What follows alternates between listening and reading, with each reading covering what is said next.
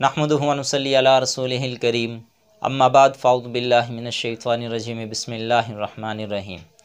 आज का सवाल ये है कि सुन्नत मौक़िदा और सुन्नत गैर मौक़िदा के दरमियान क्या फ़र्क है। इसका जवाब सुन लें कि सुन्नत मौक़िदा और सुन्नत गैर मौक़िदा के दरमियान ये फ़र्क है कि जो सुन्नत गैर मौक़िदा हैं, यानी कि जैसे असर की नमाज की पहली 4 सुन्नतें और इशा की नमाज की पहली 4 सुन्नतें, ये सुन्नत गैर मौक़िदा हैं। इनको पढ़ने का एक तरीका तो ये है कि दूसरी रकत के अंदर अत्ताहियात के बाद दुरूद शरीफ और दुआ का पढ़ना ये अफजल है। सुन्नत गैर मौक़िदा यानी कि असर और इशा की सुन्नतों के अंदर दूसरी रकत के बाद अत्ताहियात के अंदर दुरूद शरीफ और दुआ का पढ़ना अफजल है, और तीसरी रकत को फिर सुबहान अल्लाह से शुरू करना ये अफजल है। और ये पढ़ने वाले को इख्तियार है। अगर कोई पढ़ने वाला सुन्नत गैर मौक़िदा इस तरह पढ़ना चाहे तो उसको इख्तियार है, इस तरह पढ़ सकता है।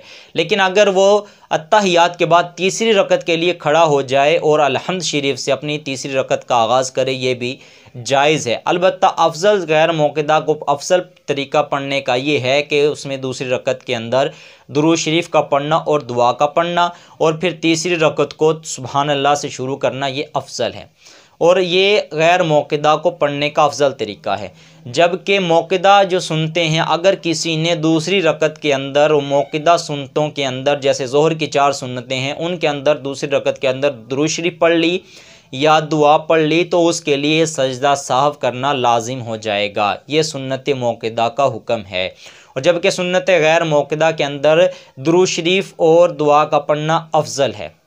एक फ़र्क तो ये हुआ। और दूसरा फ़र्क ये है कि जो सुन्नत गैर मौक़िदा हैं, अगर किसी इंसान ने सुन्नत गैर मौक़िदा की 4 रकतों की नियत बांधी और 4 रकतों की नियत बांधने के बाद दूसरी रकत के अंदर उसका इरादा हुआ कि मैं सलाम फेर दूं, तो दूसरी रकत के अंदर वो सलाम फेर सकता है। 2 रकत पढ़ने के बाद वो सलाम फेर सकता है। लिहाजा इसी तरह अगर किसी ने सुन्नत गैर मौक़िदा की 2 रकतों की नियत बांधी, तो 2 रकतों की नियत बांधने के बाद दूसरी रकत के आखिर के अंदर दुआ पढ़ने के बाद उसका इरादा हुआ कि मैं 4 रकतें मुकम्मल कर लूँ, तो वो 4 रकतें उस सलाम फेरने से पहले 4 रकतें मुकम्मल कर सकता है। इसी तरह तहज्जुद के नफल हैं कि अगर कोई शख्स 2 रकत की नियत बांधने के बाद तहज्जुद के 2 नफल पढ़े और दूसरी रकत के अंदर आखिर के अंदर सलाम फेरने से पहले उसका ये ज़हन बने कि मैं 2 रकत और पढ़ लूँ, तो वो 2 रकत और पढ़ सकता है। इसी तरह 2 के बाद और, यानी कि तहज्जुद के 8 नफल एक सलाम के साथ भी वो पढ़ सकता है।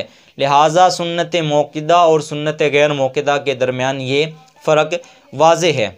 और ये पढ़ने वाले को अपना इख्तियार है कि वो एक सलाम के साथ भी पढ़ सकता है और हर 2 रकतों के बाद भी सलाम फेर सकता है। और दूसरा ये है कि दूसरी रकत के अंदर अगर 4 गैर मौक़िदा की नियत है, तो दूसरी रकत के अंदर दुरूद शरीफ भी पढ़ सकता है और दुआ भी पढ़ सकता है, और तीसरी रकत के अंदर दूसरे सुबहान अल्लाह से तीसरी रकत का आगाज़ कर सकता है।